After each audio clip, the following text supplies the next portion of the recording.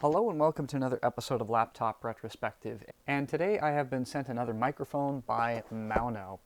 So if you are unfamiliar with the channel, these are a pretty decent set of microphones that I have used pretty extensively for interviews and different projects where they are applicable.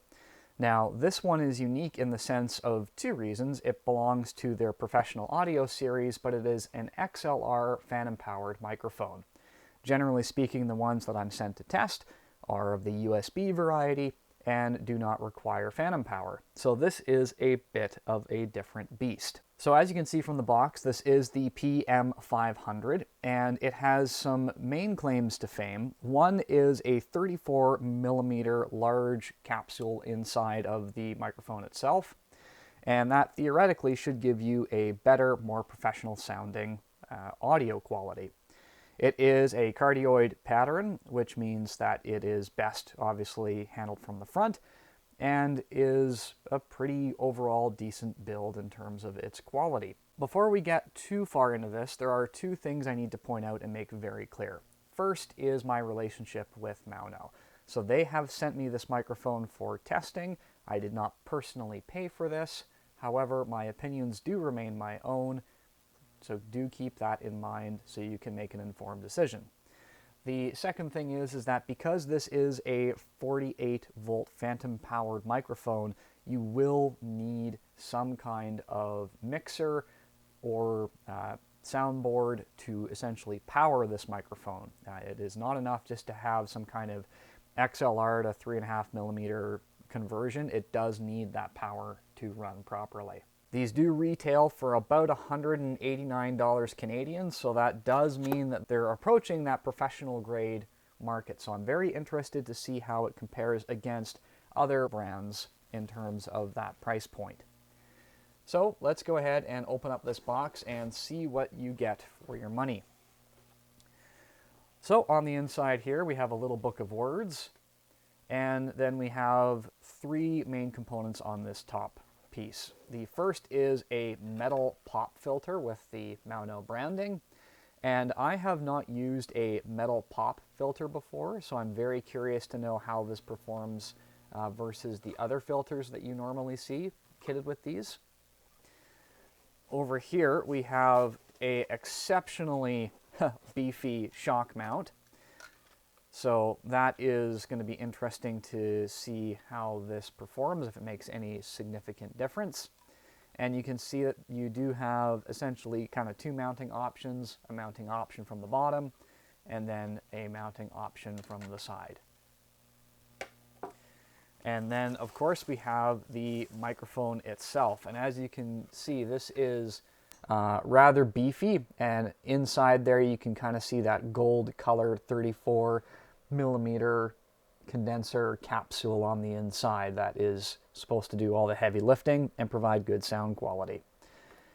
And that's really all there is to see. And of course, XLR on the bottom, like we've talked about before.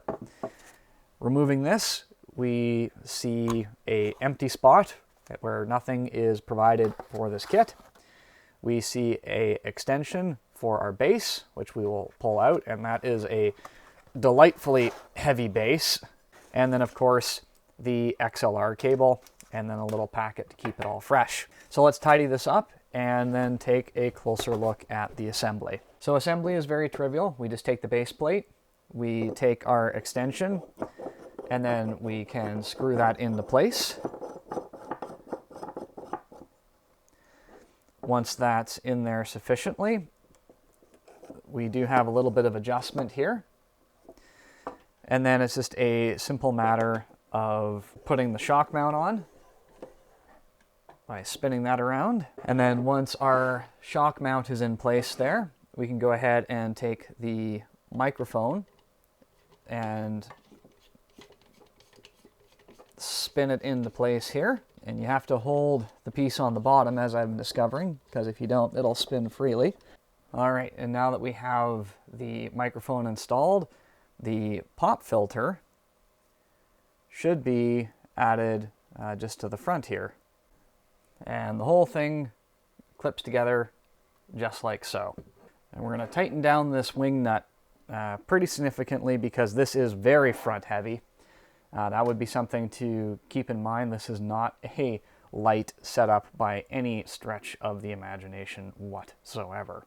Now that we've got this all together, we're going to have to go ahead and get a mixer and then, of course, test the audio quality. So for today, I will be using this audio mixer to provide 48 volts. And it's a very simple mixer, but it should do the job. So let's go ahead and plug it in, and we'll do some recording. All right, so this is the audio test of the microphone. I am about 12 inches away now, and I'm going to get nice and close to it to see what kind of audio quality we can expect. It is getting 12-volt phantom power, but it is apparently not that sensitive, or at least not on this. The gains are set to right in the middle. We are going to up the gain significantly to about 3/4, just to see if the improvement there is noticed. Like, you're certainly not going to peak with this thing, not without really screaming. Like, it's negative 12 here on the display here. You can see it's nowhere near getting as high as you would expect it to. But that should be okay so long as the audio quality is good and you'll be listening to it spliced into this clip. And we will see how it compares against another microphone of similar price point.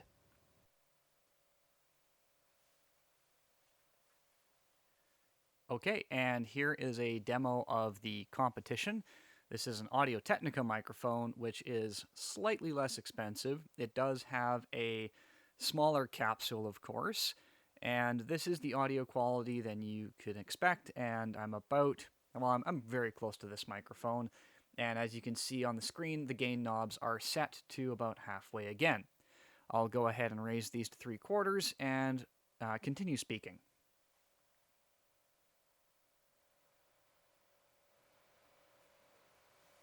Okay, so with the gain knobs adjusted as you saw there, this is where we are at around 3/4. I will mention that I do have a pop filter set up with this microphone. It is off camera. This is the Audio-Technica 2020, and it is XLR as well, and this is the comparison. So you can make the decision whether or not the Maono stands up. And we will see how it compares against another microphone of similar price point. And this is the comparison. So you can make the decision whether or not the Maono stands up. Okay, so after listening to these two audio samples, I'm actually really glad that I chose to compare it against the Audio-Technica 2020, because I just have a feeling that that is a good comparison for this microphone here. And the reason I say that is because it makes one thing fundamentally clear, at least in my opinion.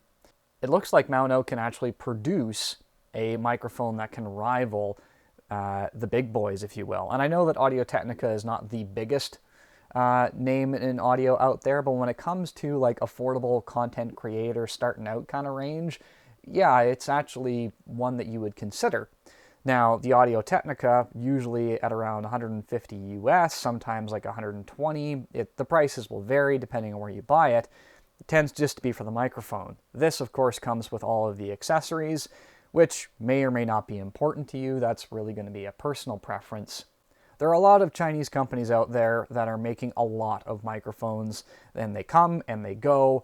And I think that Maono is really trying to establish themselves in a more permanent way. Everything from their mixers to now these professional quality microphones that they're making. So I kind of feel like they're putting their money where their mouth is, and this is a good example of that. It is a little bit more expensive, but depending on where you are, maybe it's a little bit cheaper, maybe there's going to be a sale, but it is within spitting distance, and I think the quality is comparable. And I'd be curious to know what you think down in the comment section below, how you feel that it compared against the Audio-Technica that we listened to today as well. Once again, I hope you enjoyed the video. I would like to thank Maono for providing this microphone. Again, they provide it, I review it, that's all there is to it. And if you are looking for one of these, I will leave some links in the description down below. And as always, if you enjoyed this video, I would encourage you to do the big four. Please like the video, share, subscribe, and hit that notification bell, because the next time I get the opportunity to feature a microphone or other audio device, I imagine that you would probably want to know about it if you made it until the end of this video. Thank you so much, and I will see you next time.